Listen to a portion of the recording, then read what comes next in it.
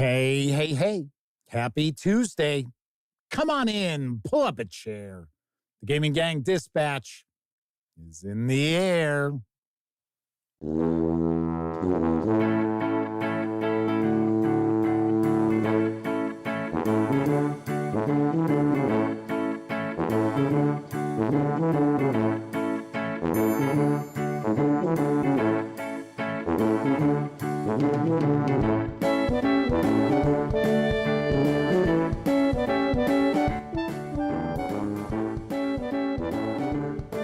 Howdy, gang, and welcome once again to the Duct Tape Studios. I'm Jeff McAleer, your host, here at the Gaming Gang Dispatch, brought to you by, incredibly enough, thegaminggang.com, of which I happen to be the founder and editor-in-chief. And more incredibly enough, all month long, we are sponsored by Roleplaying. That's right. The home of the newly redesigned bag of holding. Yes. We'll talk about that in just a little bit. Welcome aboard, everybody. Tonight is Tuesday, August 13th, 2024. This is live show 1085. If you're not overly familiar with this show, let me point out. Super casual, normally. Every once in a while, we get into a rather serious topic like we did last Thursday. But for the most part, it's just hanging around, goofing off, talking about the latest in tabletop gaming news. And then I will normally pontificate about a topic related to our hobby, which I shall be tonight. In fact, I'm going to discuss if tabletop role-playing games 20 or more years old are still worth playing. And I think most of you out there probably already know what my answer is going to be. But stay tuned. We will get into that. So that is our topic tonight. Keep in mind, we just keep this light. Usually, there's no rocket surgery taking place. There's no heavy mental lifting going on, just hanging around, having fun. Now, of course, when you're not watching videos on the Gaming Gang channel, be sure to visit gaminggang.com for all the latest in tabletop gaming news, reviews, and a whole lot more you are not going to find here on YouTube. In fact, Sammy's got a bunch of Pathfinder and Starfinder reviews that are hitting. All those things just came out earlier this month. In fact, like the first is when most of them arrived. So pop in, take a peek at those. She highly recommends the new Pathfinder Adventures. Tell you that much. Yes. One of them kicks off a big storyline, War of Immortals, which I think starts rocking and rolling in November, if I remember correctly. Anyway, this is also a live show, so that means there is chat available. It's not on screen. It's one of the ways I keep some of the more unusual commenters at bay. And you must be a subscriber to the channel for at least 10 minutes. Oh my God, 10 minutes? 10 whole minutes? Before you can take part in chat. Another way I keep some of the more unusual commenters at bay. But if you want to say howdy, maybe get a question, comment, by all means, chime in. I will do my best to respond. First out the gate tonight is Kevin R. Smith. We've also got Wallona's Cave, Keithulu.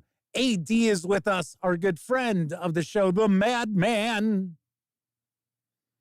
Dangar the Mighty, Jose Fernandez, J. Scott Garibay. I do believe it might be a first-time visit in chat for J. Scott. And Gleam One, I always get this right. It's Gleam One RX. I think that's how it's supposed to be pronounced. Madman points out they received their bag of holding last Friday. Pretty solid. Pretty solid. Omanal is also with us. Let's see. Wingus Roy, I believe that's another first-time visitor with us in chat. We have Seasum.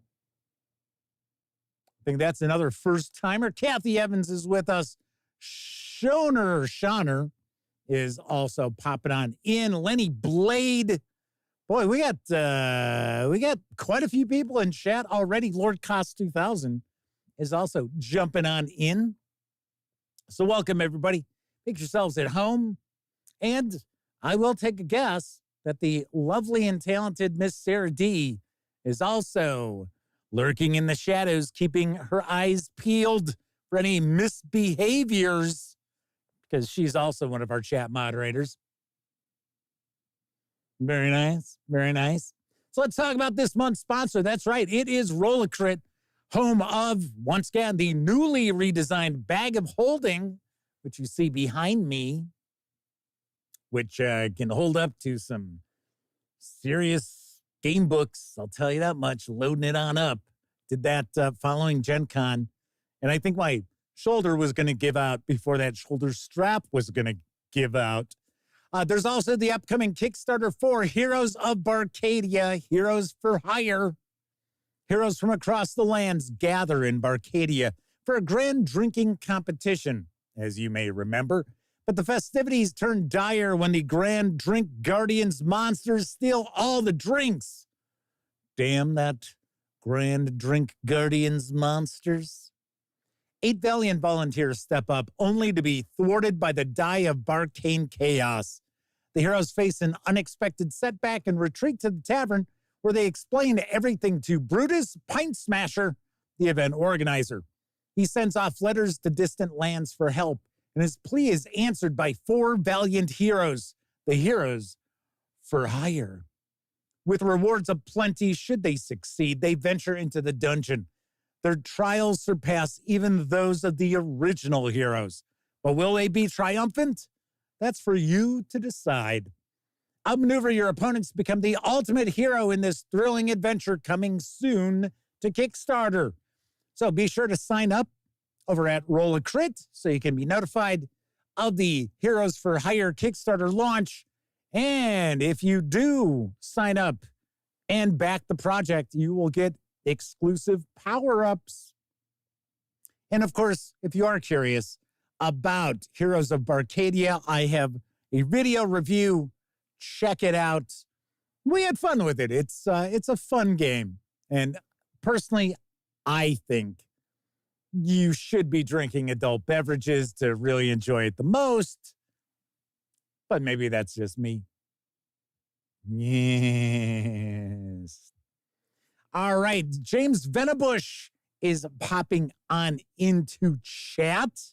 Mel Winius from York is with us too. Sweet. Sweet. Very nice. Very nice. All right. So let's jump on into the news, because currently up on the GMT Games P500 list is Frank Chadwick's House Divided Designer Edition. And I've got the scoop from GMT Games. House Divided Designer Edition is an enhanced and expanded version of Frank Chadwick's classic American Civil War strategy game. This expanded and refined edition of the game includes all new, not an all new, beautiful artwork by Wouter Schoutenten, and Frank's definitive rule set incorporating over 40 years of input from thousands of players. Experienced players will find an expanded map, new militia recruitment rules, streamlined leader rules, and the addition of an event deck, bringing new flavor and detail to Frank's classic game. A House Divided lets gamers play the entire American Civil War in a single session. Players take on the leadership of Union and Confederate forces as they recruit troops, promote generals, and fight the key battles of the Civil War. A House Divided Designer Edition returns to the spirit of the original game by simplifying and refining a simple set of rules which create complex strategies. Successful players will need to plan ahead from the start of the game, rewarding repeated play. So what's changed? Recruitment has been overhauled and updated, tying recruiting of militia to specific states, making capture of key cities a critical part of strategy. To support this new recruitment rule set and the need to move militia to the battles, the map has been expanded to include more of the states. A new leader system with 6 different command abilities: aggressive, cautious, defensive, fast, reckless, and strategic.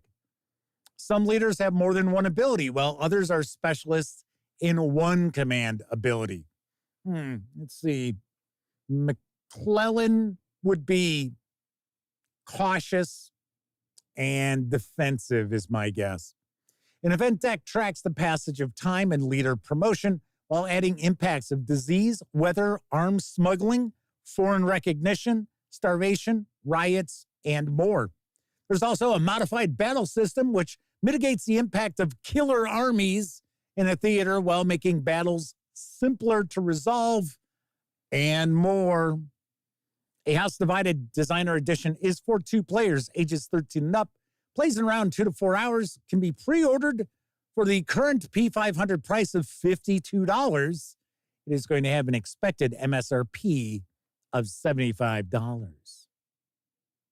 And I must say, I have played A House Divided many, many, many, many, many, many, many times. In fact, my friend Ed Ruprecht and I used to play A House Divided a lot. Of course, we are talking about the GDW edition of A House Divided. I am super excited for this. I'm like, I can't wait. I don't believe it has hit the 500 orders yet. That's going to be I think it was close when I took a peek.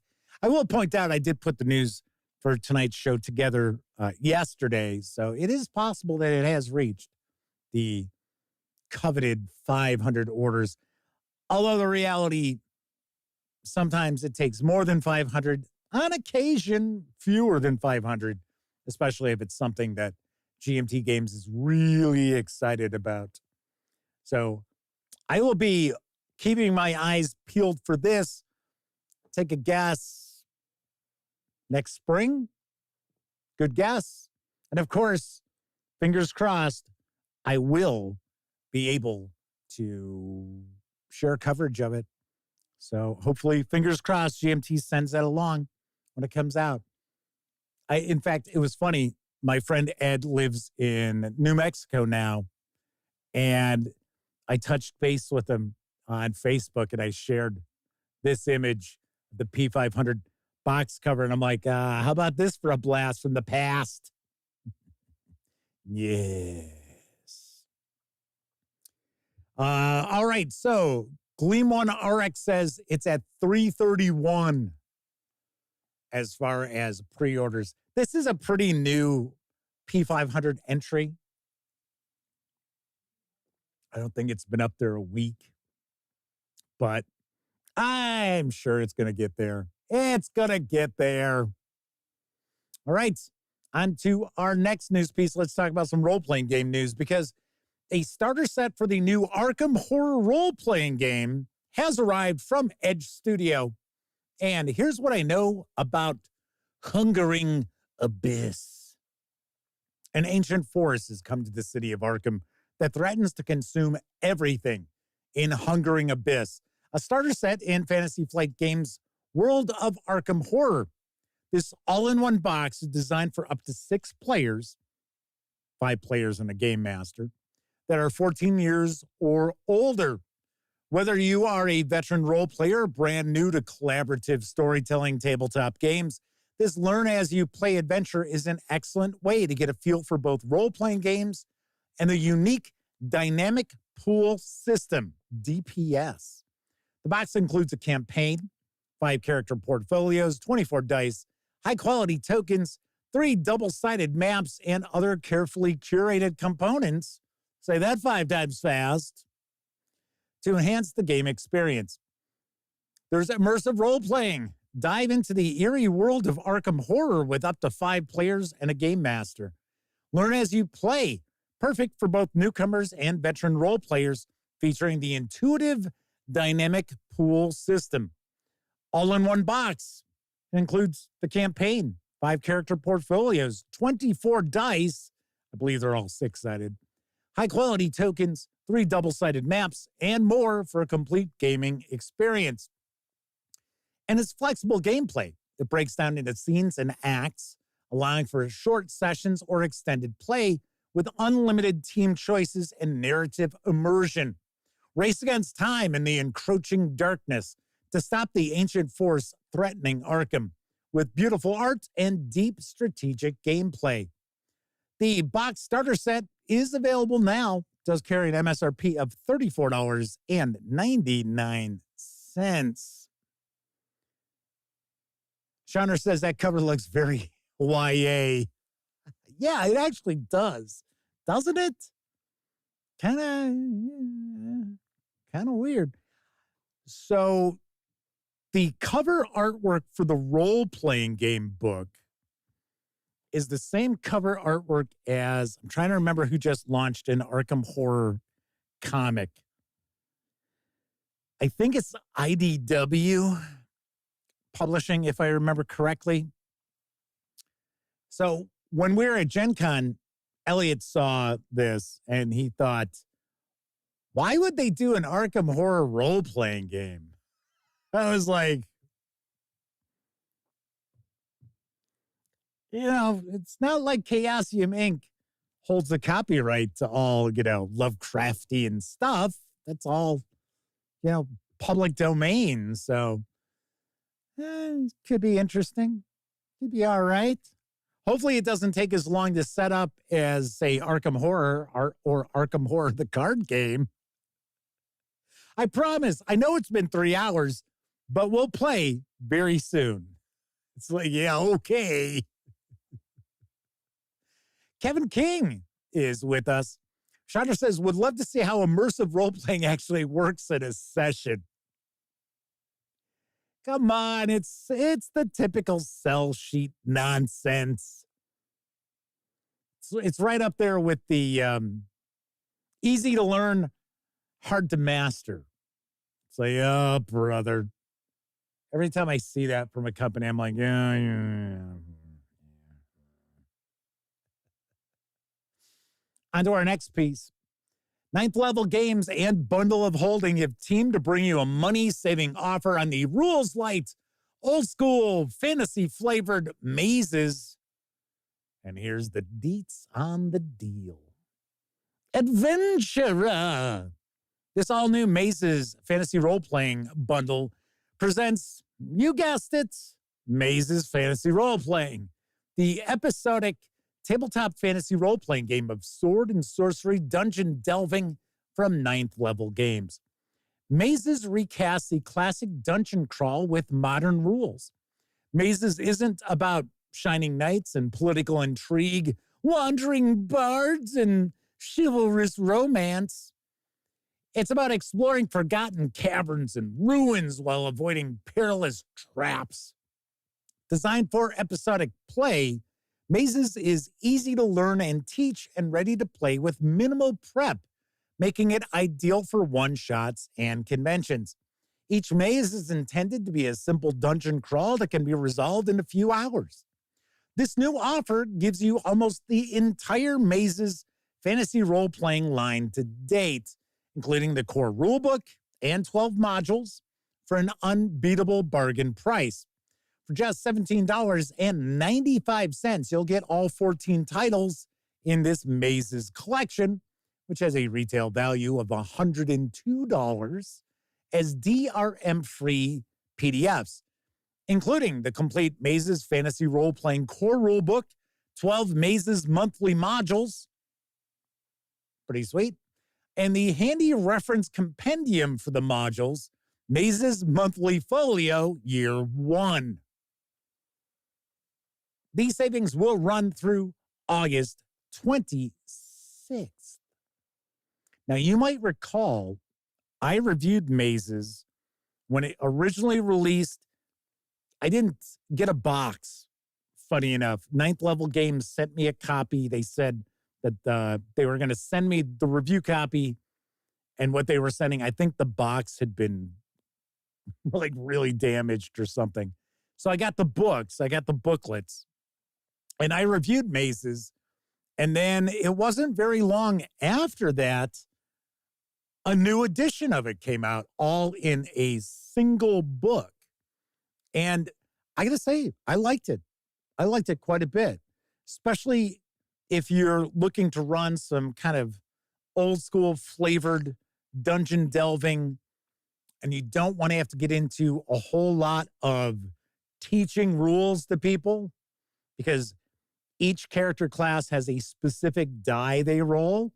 So it's part of their, I want to say it's the polymorph system that ninth level has, which powers their games. So pretty cool deal going on. $18. Get a ton of stuff for Maces. Check it out. Definitely check it out. So J. Scott Garibay says, all right, I'm going to dip out because I think the question's been 100% answered with a spectacular array of brand new games that would be better than any old 20-year-old clunker. Yep, there you go. There you go. Kevin King says his wife cleaned his clock in Lord of the Rings Risk.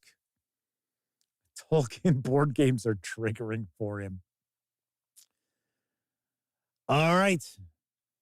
On to the big role-playing game news that's currently going on. Brandon Sanderson's Cosmere role-playing game has passed $7 million in Kickstarter funding for Brotherwise Games. Here's what I know about the project. In 2023, Dragonsteel Entertainment and Brotherwise Games announced the Stormlight tabletop role-playing game, set in the acclaimed epic fantasy world of the Stormlight Archive. But there's always another secret, and Stormlight was just the beginning. The Cosmere role-playing game is a new system that encompasses the entire universe of Brandon Sanderson's best-selling novels. The original role-playing game launches in 2025 with the Stormlight World Guide, Stormlight Handbook, and Stormlight Stonewalker's Adventure.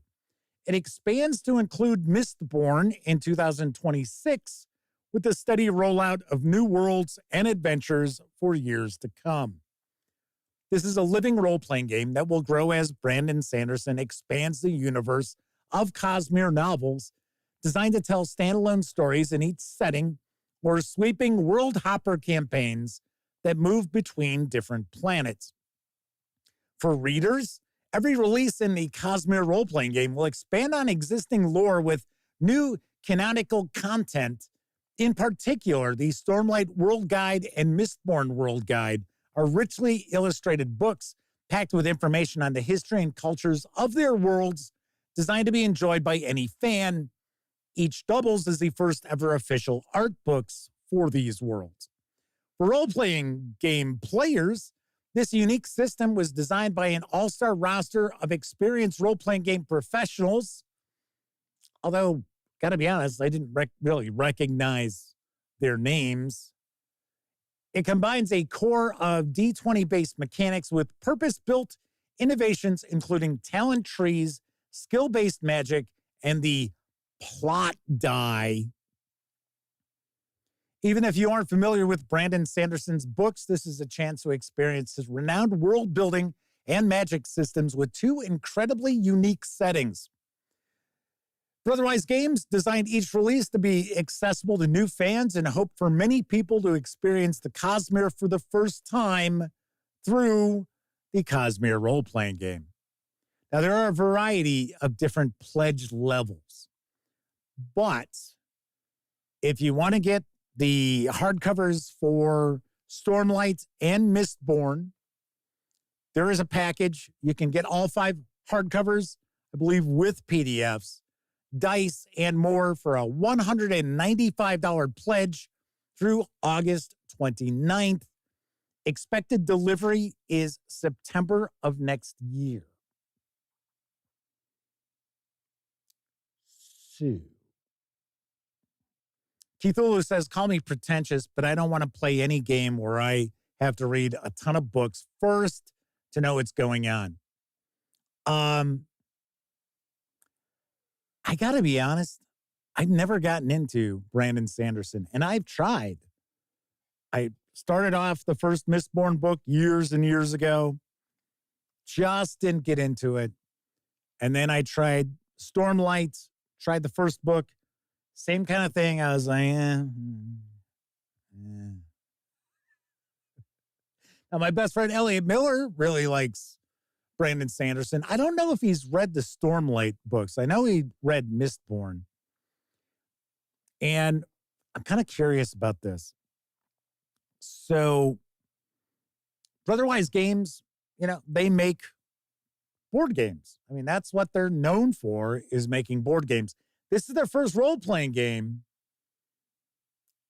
They're over $7 million in funding. I don't know. I don't know. Because, sometimes we see Kickstarters that just get so out of hand with so much funding that the companies are essentially overwhelmed. And as far as mechanics of this game, it looks like you've got your D20, you've got the plot die, there's like a plot deck, there's decks of cards. I don't know. This kind of strikes me as looking like a clunky system. Now, once again, I'm not trying to, dissuade you from checking this out. I'm just kind of up in the air on this. Now, I wanted to share the news because this is a huge Kickstarter right now. So, thought I'd bring it your way. Take a peek. Make your own decisions. I'm sure there are quite a few of you out there who are like, oh, Brandon Sanderson, I love his stuff. So Kevin R. Smith says Sanderson's handled big Kickstarters before. He did one for a bunch of novels that made a ton of money. I get that. I know about that. This isn't his writing, though. So, and let's be honest, has Brandon Sanderson delivered all the books that he kickstarted? I don't know. I honestly don't know. So, once again, like I said, just share news. Keep in mind, a lot of times when I share a news piece, just because it's in the news doesn't mean that it's something I'm like, oh, yeah, big thumbs up. Right? I just caught my eye. I know people are interested in this. So there is that. Let's wrap up the news because now available in PDF and for pre-order for the physical book is Warhammer Age of Sigmar Soulbound. And we are talking about the ruins of the past. Here's the latest from Cubicle 7 Games. Bear witness to the Asyak tomb city known as the Ashen Necropolis as its servants rise once more to claim the bone tithe and await their master's orders. Venture into the towering storm vault of the Platinum Spire, a vast repository of dark magic and necromancy, guarded by a trio of vicious Spherancyxes. I guess they're kind of like sphinxes. Or dive into the ruined Ideneth enclave of Agamar, now a watery grave overrun by the Skaven of the clans Skyer and their terrifying Kark ship. The mortal realms are overflowing with ruins of the past. It is home to the moldering layers of long dormant foes, ancient secrets, and objects of power. Rally your binding and step into the past. Bring the fight to the forces of death, chaos, and destruction.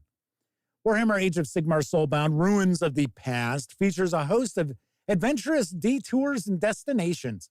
Perfect locales for parties seeking a one-shot divergence between adventures or the crucial final stop of a grand campaign. A collection designed for true antiquarians of the mortal realms. These sites are home to malefic villains and exciting mysteries. Somebody busted out the thesaurus for this. I'm going to tell you right now. This doesn't come across as Chat GPT to me. This is somebody like, I'm going to channel some Lovecraft. I'm going to bust out the thesaurus and throw out words out there just to test Jeff's pronunciation skills. These sites are home to malefic villains and exciting mysteries, arcane mechanisms, cracked storm vaults, and fiercely opposed active realm gates. Ruins of the Past contains 9 unique adventure locations from across the mortal realms, each comprising a rich history, deadly hordes of enemies, lost wonders, and accursed secrets. Game Master advice on integrating each location into your campaign, how to weave players into it, and how to reward them. Exploration rules to lead parties on the dangerous trek across the mortal realms and for delving into these perilous locations. Stunning maps, detailed diagrams, and matching encounter tables brimming with strange sights and challenges to uncover, as well as a full bestiary, including the all-new allies and enemies you'll need to create encounters. You can pre-order the 128-page hardcover, which does include the PDF, for $39.99. The hardcover is expected Q4 of this year. Or you can score the PDF right now, all by itself, over at DriveThruRPG for $19.99. Good to see more Age of Sigmar Soulbound arrive. Sammy really likes this setting and system, so she is going to be reviewing the PDF for Ruins of the Past. My high school friend, Scott Weigel, is popping on into chat. Good to see you, Scott. We got a lot of people hanging in chat, I think, tonight. So welcome, everybody. All right, that is the news for tonight. Of course, I was just talking about DriveThruRPG. Don't forget, the Gaming Gang, thus the Dispatch, is affiliated with the One Bookshelf sites. So if you are going to visit DriveThruRPG, Storyteller's Vault, Dungeon Masters Guild, Wargame Vault, what have you, please stop by thegaminggang.com first. Click on one of our banner ads. That way, if you happen to make a purchase, I get a small portion of that sale. And all those nickels, dimes, and quarters really do add up and help keep thegaminggang.com around. Also, if you like the video,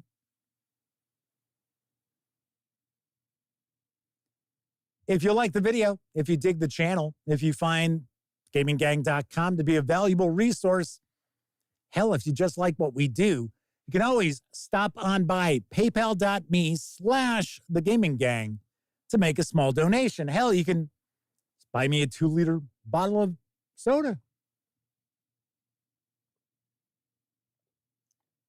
Refreshing. Yes, it is my diet right. I am drinking. Sometimes a little difficult to find, but I actually had some. And do want to say thank you to folks such as Kevin Wheeler, Marius Smits, Agile Monk, The Madman, Joshua Edwards. All those folks have recently stopped by paypal.me/thegaminggang and made various size donations. Plus, also want to say big thank you to Joshua Edwards because we will be seeing the Ultraviolet Grasslands prequel. They haven't decided what they want it to be yet. It's kind of like Quo. So very, very nice. All right, Matt Rost is in chat with us. So is Chris Lundgren. Good to see Chris. So we will be moving on into tonight's topic in just a few moments. Did want to mention a couple of things. Number one, I reached out to Ben Milton about getting my hands on a review copy of Knave 2nd Edition. He's going to send one along. Very nice. Very nice. So pretty excited about that. Also, I've been kicking the tires on Foundry again. So I am really considering running some Foundry games. So it would either be Pathfinder 2nd Edition or Warhammer Fantasy Roleplay, essentially because those are, to my knowledge, the best implemented, and like the prepackaged adventures and stuff like that are really, really well done. I know Paizo does an exceptional job on that. I've also heard really good things about Cubicle 7 Games work with Wifrip for Foundry. I have reached out to my pal T.S. Lukart over at Cubicle 7 to see if maybe I could get some Foundry goodies. And I would be sharing that with everybody. I would actually be doing some Foundry videos. But the reality is, if I end up doing this, I will have some openings if people want to get into it. I'm up in the air if I'm going to charge for it or not. I don't know. I do not know. And of course, it would go towards the gaming gang. I mean, that's the reality of it, right? Shadner asked, was Cubicle 7 at Gen Con? Yes, I interviewed T.S. Lukart. Dom was not there. In fact, they had a company from America handle it, and they didn't do too hot. So I don't know if they'll be doing that again. Matthew Blackwell's with us, said they're putting together Basic Fantasy for Foundry right now. It is a lot of work. I thought somebody's already coded Basic Fantasy as far as the rule system. What takes a lot of work is porting over adventures and stuff and things like that. So that's where a ton of effort goes. Like I said, that's why I'm kind of looking at Pathfinder 2nd Edition or Warhammer Fantasy Roleplay, because of how well they're integrated into Foundry. Kevin King asks, Foundry uses mostly JavaScript and HTML for mods, correct? I do believe so. I believe that is the case. Keith Ulu says they probably don't have spells as class features, unlike other company that shall remain nameless. They don't have to remain nameless. That's fine. You can mention them all you want. Matthew says it's coded, but putting in weapon spells, all the sublins, that's where the work is. Oh, yeah. Most definitely. Plus, if you're looking for a little visual pizzazz, you're going to end up having to create some maps because as far as the basic fantasy maps go for the adventures in that, they are relatively bare bones. So, funny enough, Dungeon Crawl Classics, they do have the rule set that has been ported over to Foundry. I don't think they've done a lot of adventures, though. So, Matthew Blackwell says, after Basic Fantasy, they're doing Castles and Crusades. Now, I know Castles and Crusades, the rule system is done, and I think it's from Troll Lord Games. I'm not positive, because a lot of times, a lot of these game systems like 5e D&D for the longest time was not really on Foundry. The rules had been ported over. The SRD had been converted, but it wasn't truly, 5e, just like AD&D. There is no open game license for first and I want to say second edition Dungeons and Dragons, so the TSR years. So you don't actually have official AD&D, but I believe I think they've got Osric or a form of Osric. Yes, well. Anyway, I just wanted to mention that. To be honest, I would kind of like to run Warhammer Fantasy Roleplay because I like the setting and I like the adventures. And I like the fact that the player characters are just kind of average Joes who normally just find themselves thrown into the mix of things. So, we'll see. We'll see what happens. But then again, Pathfinder 2nd Edition, they got a lot of adventures.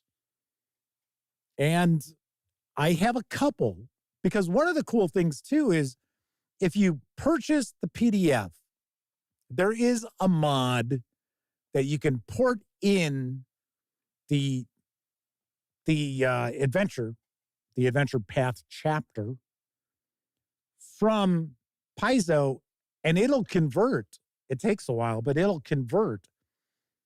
And then, of course, if you really want to go all in, if you have purchased the PDF, you can also purchase the Foundry edition. I think it's like another $25 or something like that. Chris Burkhart is with us. Matthew Blackwell says that in their version of Basic Fantasy, it's got 15 classes, 17 races. Very nice. Chandra says, Osric, dry reading. It is, funny enough, later on this week, Thursday show, we're going to kind of talk about that. I'll tell you what our topics for tomorrow and Thursday are going to be a little bit later in the show. And Shanbot V42 is with us tonight. Welcome aboard. So tonight's topic is, are 20-plus-year-old role-playing games still viable to play today? And we will get on into that right after a brief intermission. It's intermission. Rise and stretch time. Time to refresh yourself and visit our snack bar. Got a yen for hot popcorn? Your favorite soft drinks are sparkling cold. The juicy Frank sizzling hot. There's delicious coffee, freshly brewed, and all kinds of ice cream and candy to tempt you. Showtime will be announced loud and clear to get you back to your car in time. So stretch your legs. Come to the snack bar now.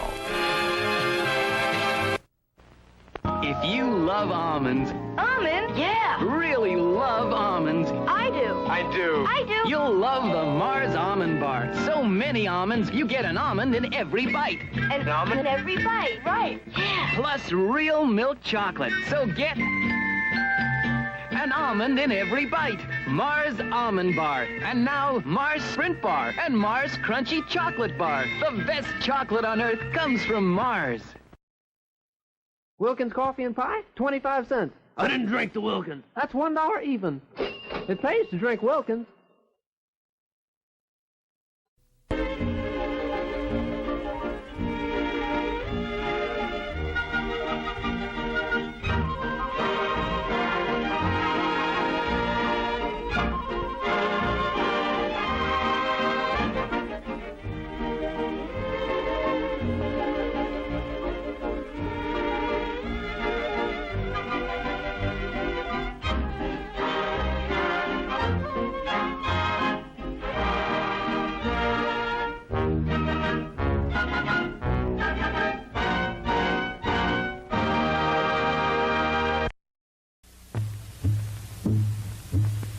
Orson Welles speaking.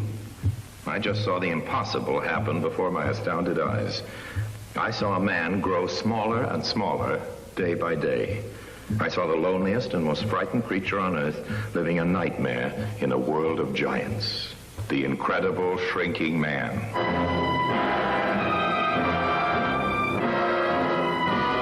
The incredible shrinking man.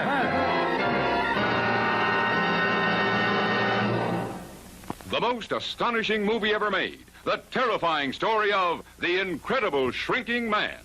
Before your very eyes, he grows smaller, smaller, smaller, and the terror mounts, thrilling you with the most extraordinary movie experience of your life. One you'll never forget.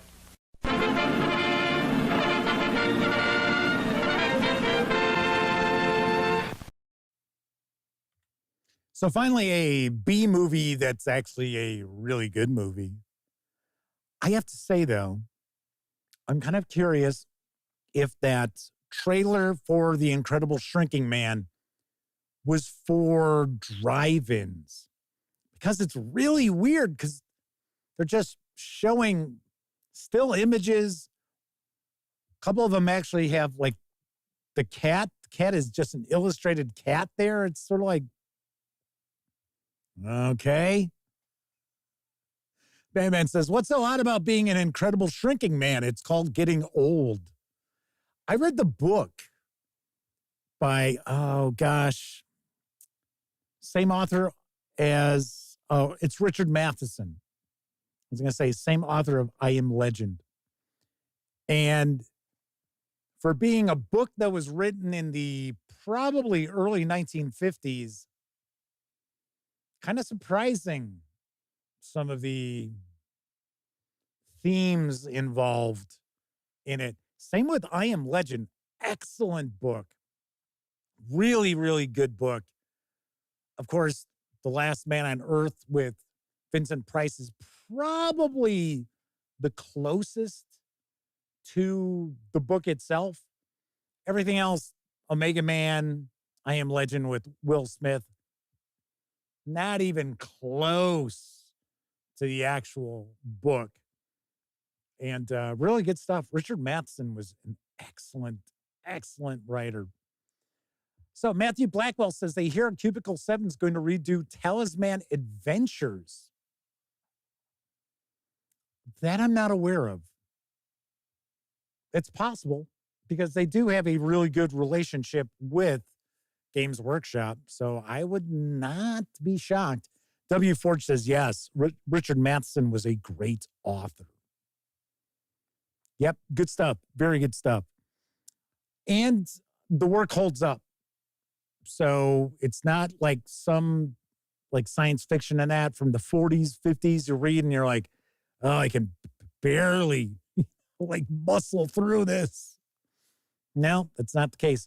And I remember years and years ago listening to an audiobook of I Am Legend that was very, very well done too. So there is that.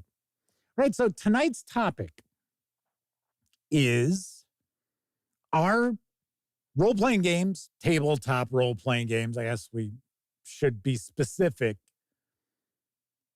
20 years or older, still viable to play today.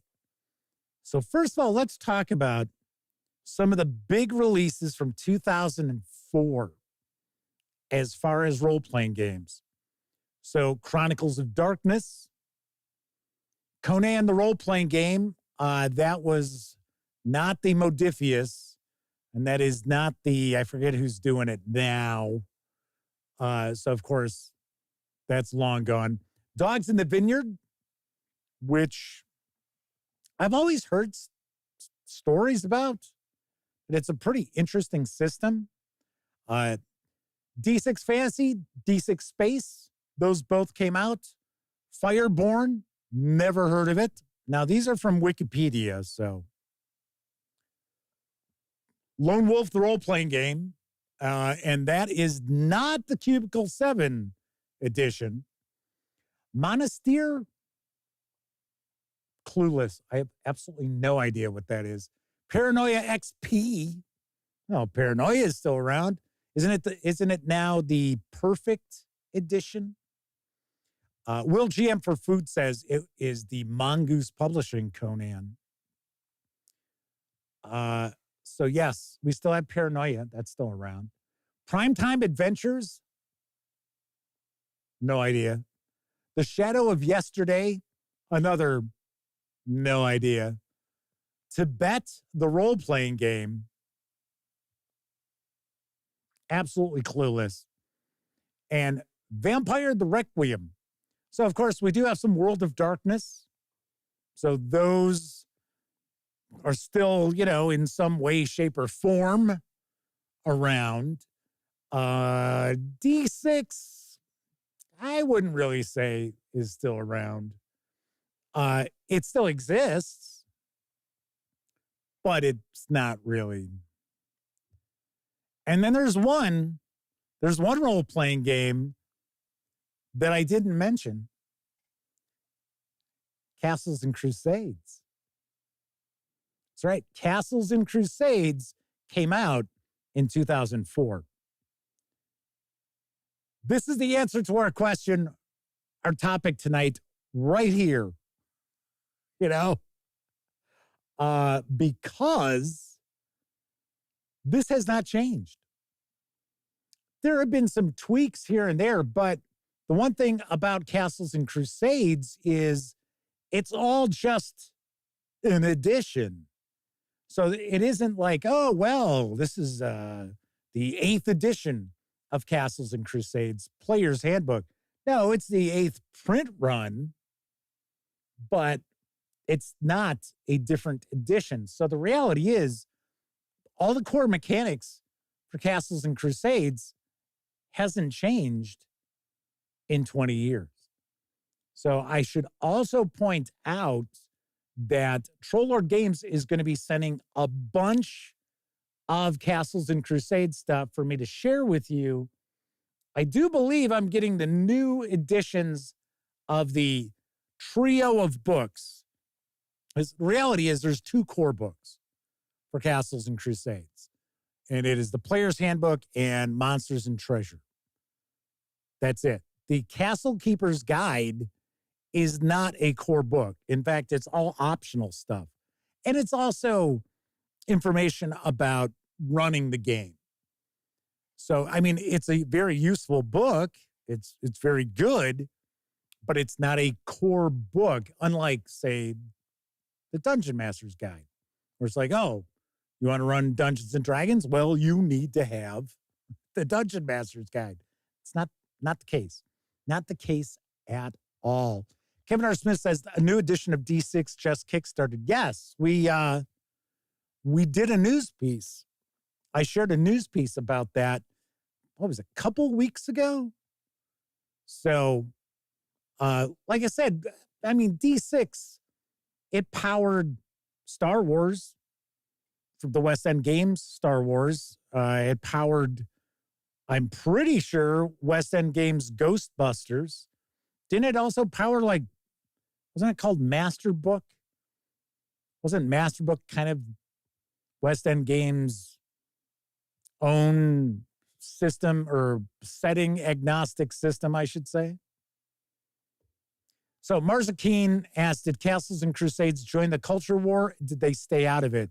They're pretty much out of it. They're not really.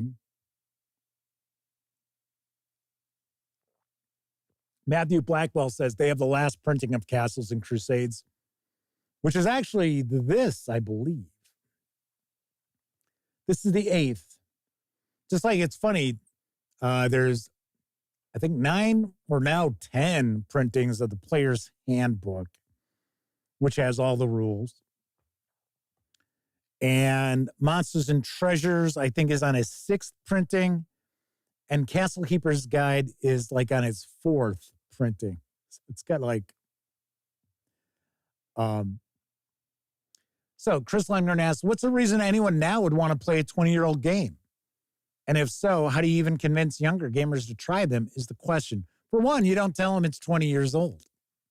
That's your biggest answer right there. The funny thing is, if you look at it, game mechanics have not been revolutionarily changed over the last 20 years. Think about it. I mean, vast majority of games still rolling a 20-sided die. Some games are looking to roll low, yay. Some games are looking to roll high, yay. Then, of course, we've got percentile dice. Always, well, as far as I know, I don't know of any games that use percentile dice that you're looking to roll high. It's all lower than. Matthew Blackwell says, for the Player's Handbook with Reforged, it is number 9. I don't know if it's the Reforged books that are showing up because I didn't think they were back from the printer yet. We'll find out. We'll see. I hope so. That'd be cool because From what I understand, those little oddball sort of grammatical errors and typos that have been in this book for multiple printings have been finally taken care of. So what my understanding, I don't know. But as far as like a ton of different systems coming out, like Chris Burkhardt mentions, the Year Zero engine. So yes, but Year Zero engine is a dice pool. We've had dice pools before. World of Darkness, right? Weren't those dice pools? It's been so long since I looked at a, Vampire the Masquerade book or anything like that. I seem to recall you had dice pools and you rolled so many dice for how many pips you had on your character sheet. Wasn't that it? But I think it was 10-sided dice, weren't they? I used to pick up the Vampire the Masquerade stuff mainly because the company was out of Chicago and I was, supporting a local game company mostly. And I found, the meta plot to be interesting and stuff. Never ran it. So, never ran it. Traveler Classic, still very much epic. There you go. Alexander Lake is with us in chat, pointing that out. Yes, and that's more than 20 years old. Far more than 20 years old. So the reality is, okay, so let's be honest. So a lot of modern role-playing games that come out from tiny publishers or small publishers, very rarely do we run across something that has mechanics that are something we've never seen before, right? They're almost always built upon Dungeons and Dragons, Call of Cthulhu, Traveler, and we see more Year Zero engine third-party games coming out from time to time. But for the most part, the mechanics are roll a 20-sided die, roll high, roll percentile dice, roll below your skill or whatever you're looking to accomplish. We've also got the dice pools where it's, depending on the system, it might be you get to roll so many 6-sided dice. You need to roll a 6 on one of those dice to succeed. Sometimes it's 5 or 6. Sometimes it's 4 or 5 or 6. Sometimes it's different sized dice. So as an example, Twilight 2000, which we're going to be taking a peek at those 2 expansions. Stay tuned. I will have videos of those this coming weekend. Kevin King, there's some discussion about Rollmaster. Scott Weagle, if he's still in chat, he had Rollmaster. He had Arms Law, Claw Law, Spell Law. So did I. But I think if I remember right, I think Scott was the first one to pick it up. Chris Burkhardt, I should say, points out Harn World is another oldie but goodie that's still going strong. I just reviewed Harn Master. So, and found it very interesting. It's very unique. Harn is very, very unique and has a rabid fan base. Its fan base is fairly small, though. So, AD says the One Ring 2E has fairly unique rules. Well, it's got some unique mechanics in it, like the journey mechanics. That is a little bit different. But for the most part, all games that come out now, there's nothing that has come out that I'm aware of that is like, oh, wow. I've never seen that before. Even games that use decks of cards.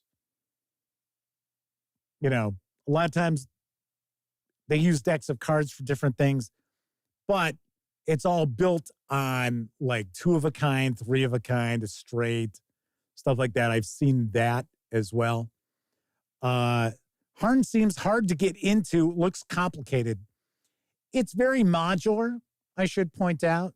So you take what you want and leave the rest behind.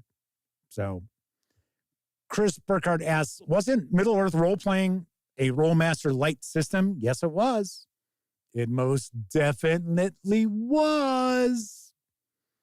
SPI's Universe role-playing game, I remember that. But as far as 20-year-old games, yes. I think there are some out there that are probably better than modern stuff that we've got. I'm not saying that it's all that way, but as an example, I think Castles and Crusades does a really nice job if you're looking to get more of an old school vibe, but still stick to more modern mechanics. And the thing that kind of makes Castles and Crusades stand out is that you can tweak your characters a little bit more because of the way the primary and secondary attributes work. So if you're like a human character, you get to take 3 of your attributes like strength, constitution, wisdom, you know, the usual, and make those primary. And you can actually kind of tweak the classes a bit, right? So if you want to be a ranger who is more like into like investigating things, well, then you make intelligence a primary stat. And the funny thing is, your primary stats don't necessarily have to be a like a core stat. They don't have to be your highest stats either. So Chris Burkett mentions 10 Candles. I don't count 10 Candles as a role-playing game. 10 Candles is a one-shot storytelling game. So Matthew Blackwell points out they love the military discount at Troll Lord Games. The reality is you can get both the Player's Handbook and Monsters and Treasures. Or is it Monsters and Treasures singular? I think it's Monsters and Treasure free. Now, they're not necessarily the most recent printings, but as I pointed out, this really doesn't change. So there's tweaks here and there, but as far as the game system itself, no. So if you had the 6th printing of the Player's Handbook and put it up against the 8th printing of the Player's Handbook, not really going to be much different. It's just their print runs. So when Troll Lord Games sells out, they get another print run. Sometimes they put a new cover on it. These are my favorites, though.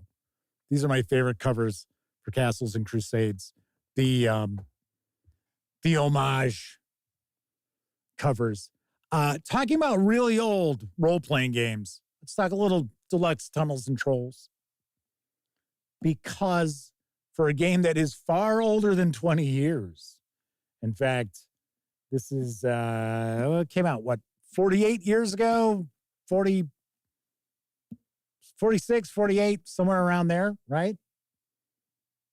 This holds up really, really well. Now, it has been purchased. In fact, off the top of my head, I think it's Revolutionary Games bought this. Bought the Tunnels and Trolls role-playing releases from the now defunct Flying Buffalo Games. Monsters did not go to Revolutionary Games. That Ken St. Andre is still hanging on to. And I think he's working on a new edition. And of course, Monsters was Tunnels and Trolls, but you play as monsters. So game mechanics, everything else were identical. It's just you are playing as monsters, not as the heroes. So as far as I understand, I think the new edition of Monsters is going to have rules for just regular characters. You know, elves, dwarves, humans, you know, clerics, fighters, you know, the usual to make it more of a fully fleshed out system. I don't know if that's the case, but Anthony Simone is with us. Hopefully I come close to pronouncing that. Says, in Castles and Crusades, a fighter with average strength, but has it as a primary attribute, is a fighter that knows how to use his average strength to good advantage. Yes, because what happens is if you're rolling to achieve something with your primary stats, you need to roll 12 or higher. And that's before any modifications, right? Oh, Rebellion, that's it. Thank you. It was like, as soon as I said Revolutionary Games, I was like, wait a second, I think they make war games. I don't think that's who it is. Yes, Rebellion Unplugged is who now owns Tunnels and Trolls. So anyway, so if it's primary, it's 12. If it's secondary, it's 18. And people are like, oh, well, you know, it confuses me. Okay, so do it this way. Everything's an 18. And if your character's using a primary attribute, +6. On top of whatever modifiers they already have. Pretty easy. Pretty easy to figure out. So Melwinius from York is calling it an evening. Thank you very much for stopping on in. It's Simeone, Anthony Simeone. There we go. So the answer to tonight's topic is absolutely yes. Yes. I've talked about Tunnels and Trolls before, and these are just a couple of examples of older role-playing games. I got more behind me. There are a few more back there that have been around for 20 years. I do not have Original Traveler. I do have Mongoose Second Edition Traveler, and well, there you go. Bang. Shouter just mentioned it. Said Mongoose Traveler Second Edition 2d6 die mechanic for the win. Yeah, super easy. Super easy to get into. So yes, I think one of the reasons why I also recommend older role-playing games, and I know a lot of people out there, they talk about, you know, how expensive this hobby is, especially getting into tabletop role-playing games. We have debunked that myth in the past. You know it if you watch the game again. Can't even say the name of the own show, huh?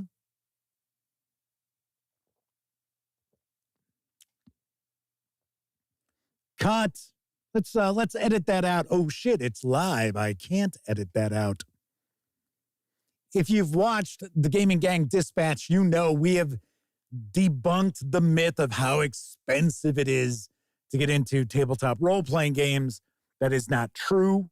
You can essentially get into it and play for years and years and years and never spend a dime on it. What becomes expensive is if you want to be the person who has all the Dungeons and Dragons stuff that comes out, if you need to get all the Pathfinder books, all the Pathfinder adventures, if you're that sort of gamer, and a lot of us are, then yes, it is an expensive hobby. But the reality is, it is not an expensive hobby if you know where to look. And I say it all the time. A good game master can take a crappy role-playing game and turn it into something magical and memorable. And a terrible dungeon master, game master, what have you, can take an excellent role-playing game and make it a complete drag to be at that table. So, Chris Burkhart asks, does not Doctor Who role-playing have some mileage? That has changed a few times. The old FASA version is not the Cubicle 7 Games version. So Cubicle 7 Games is a modern design where FASA was kind of a mechanics of its time. I had it. I don't remember the core mechanics to it, though. I wouldn't be shocked if they had essentially the same core mechanics as the Star Trek role-playing game that FASA did, which was actually pretty good. Elliot used to run it way back in the day. So a little discussion of Tunnels and Trolls. The latest deluxe edition here was a bit messy. The 5th edition was simple and straightforward. Yeah, I believe that. I never looked at the 5th edition. Deluxe is the only one I've seen that I reviewed it. I really liked it. But as far as taking on like old role-playing games and running old role-playing games, many of the releases are available in PDF at DriveThruRPG. Some are completely Creative Commons now. They're public domain. As an example, the West End game Star Wars, you can get the PDFs absolutely free for pretty much everything that was ever released for that game. So no issues with that. W. Forge is talking Behind Enemy Lines was an early FASA tabletop role-playing game. Yes, Scott Weigel will remember that game. Remember we were playing the Guns of Navarone adventure for that. But as far as 20-plus-year-old role-playing games, you can get digital copies of them very, very inexpensively. So you've got that. Like I said, some of them are just out there as just public domain now. Copyright has not necessarily run out, but on some of them, the copyright's been abandoned. So I got to say, there are a lot of really good old tabletop role-playing games. And we're going to talk about one on Thursday because we're going to talk about how viable is it to run and play Advanced Dungeons and Dragons in 2024. I think you'll be kind of surprised by my thoughts about that. Now, something I should point out, if you're looking to get physical copies of old role-playing games, some of the like Dungeons and Dragons stuff, like if you're looking to pick up AD&D books in really good shape, they tend to be really pricey.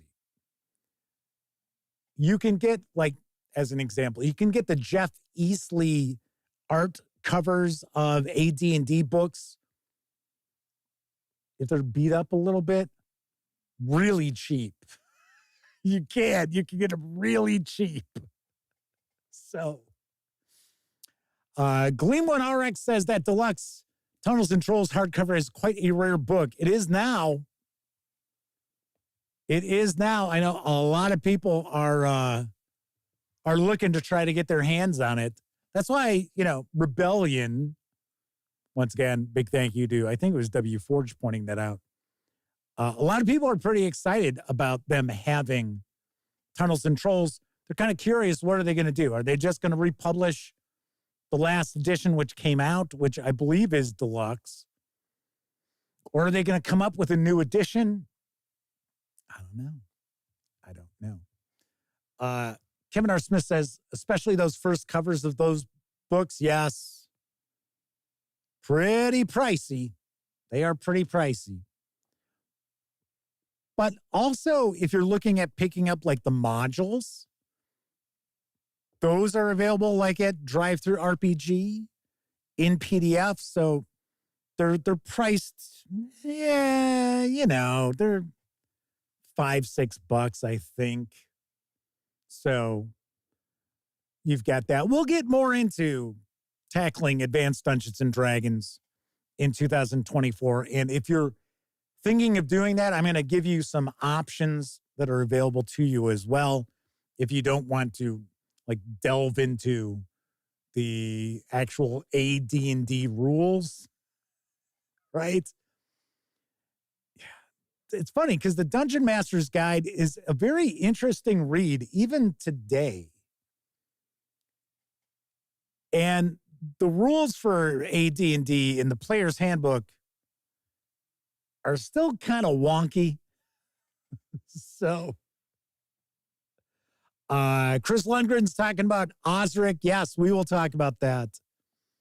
Will GM for Food says the Goodman Games reprints of stuff like Keep on the Borderlands and Castle Amber, which I have covered, are pretty useful. Yes. So they've got them ported over to 5e, as well as just reprinting the old modules. What I would have liked to have seen them do is what they did with the Janelle Jacquet's books, is do it for Dungeon Crawl Classics. Port those over to Dungeon Crawl Classics. So that's kind of what they're doing now with their original adventures reincarnated, because they've kind of moved away from TSR and they're hanging out doing some Judges Guild stuff. So I got to see those two big Judges Guild anthologies that they have from Goodman Games. I saw them at Gen Con again. $100 each, but they're big. I mean, they're like this. They're not your standard size hardcovers. Chris Burkett's talking about Palladium. Well, we don't discuss Palladium here at the Gaming Gang. You can be a fan of Uncle Kevin. I'm not. So there you have that. And yeah, they've been around forever. They really have. They've been around for quite some time. Kevin King says, unfortunately, Wizards of the Coast decided to publish some of them directly, and the Goodman Games versions have shot up in price, hundreds of dollars on eBay right now for The Lost City. Really? I'm like, it's right down there. I have the 6. I do not have, I'm going to have to get it. I'm going to have to pick it up. What was the one they just did? Now, Caverns of Thracia is the Kickstarter they just did. The one before that. It's the other famous Janelle Jacquet's Judges Guild dungeon. Off the top of my head, I do not recall it. Geez, I wonder why. It's not as if, I don't have hundreds of games rattling around in my head all the time. Gleam1 RX said they took my advice and went for the Dungeon Crawl Classics version of Caverns of Thracia.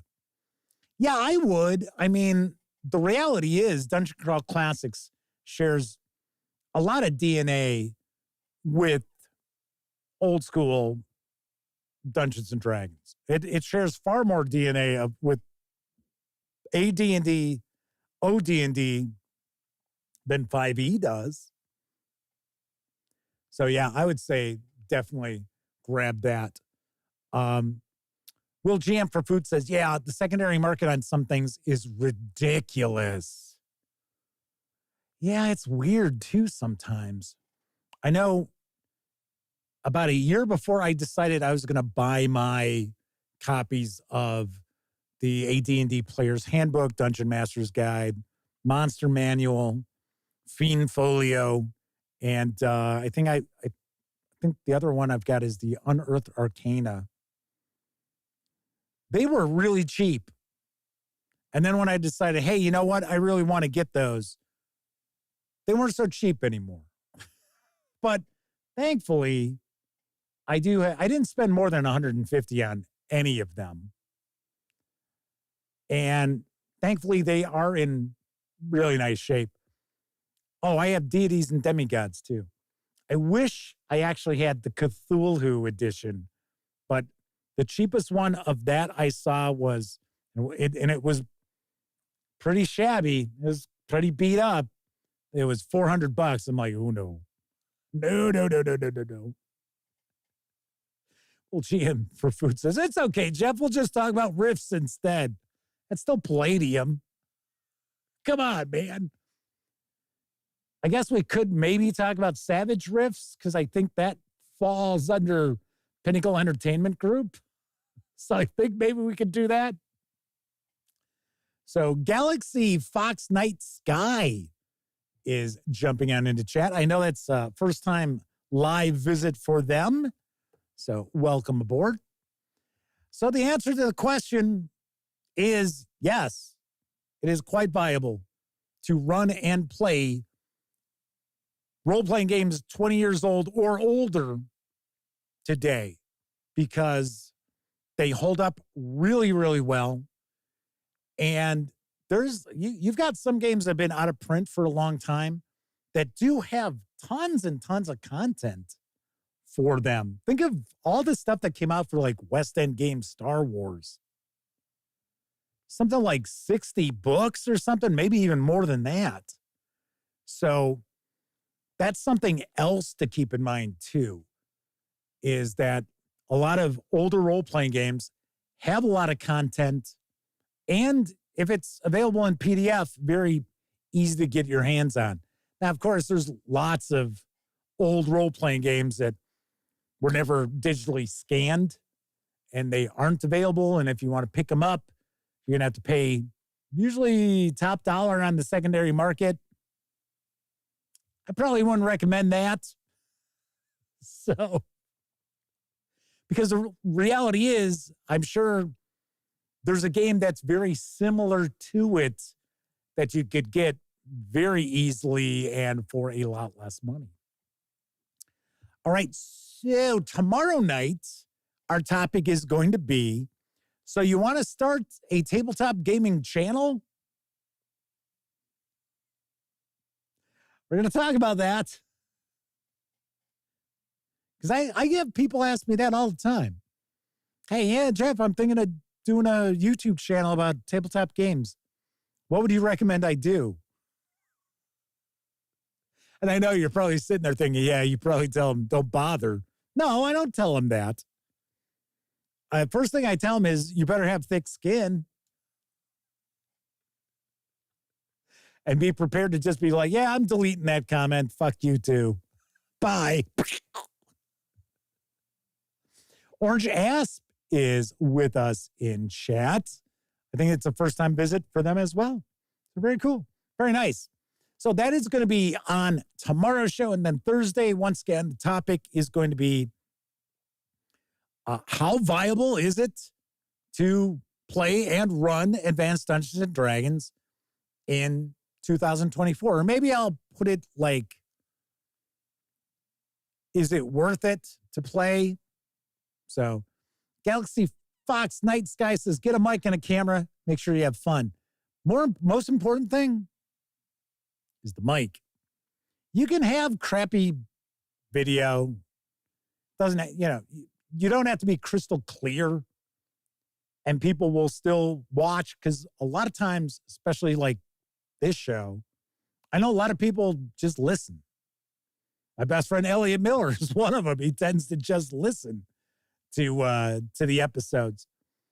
So you can get away with not stunning, images, but microphone. Oh, if you have a bad mic, if you have clipping in your audio, we'll talk about that. We'll talk about it tomorrow. Once again, I'm not going to turn around and be like, don't. No, I'm going to share some advice, things I've learned over the years. take it from there. All righty then. That's it for this time out. If you like this video, by all means, please give it a quick thumbs up. Subscribe to the Gaming Gang channel if you haven't already. And if you do subscribe, don't forget, ring that bell, because it'll not only let you know when I stream the Gaming Gang Dispatch Tuesday, Wednesday, and Thursday evenings right here on YouTube. It'll also let you know when I share other videos, such as my review of Roleplayer from Thunderworks Games. Of course, when you're not watching videos on the Gaming Gang channel, be sure to visit thegaminggang.com for all latest in tabletop gaming news, reviews, and a whole lot more you are not going to find here on YouTube. You know the drill. Get your geek on at thegaminggang.com. If you're watching live, thank you very much. If you watched live and took part in chats, big tip of the cap, because you're not only keeping me company, you're keeping each other company as well. But of course, I know a lot of folks out there, they don't have an opportunity to watch live. Doesn't matter if you're watching live or on Memorex. Thank you very kindly for taking time out to watch any of the videos here on the Gaming Gang channel. Of course, I will be back tomorrow. Everybody enjoy the rest of your morning, afternoon, evening, whatever time of day it is in your neck of the woods. Once again, I'm Jeff McAleer, and as always, I hope all of you get to enjoy plenty of great gaming with your gang.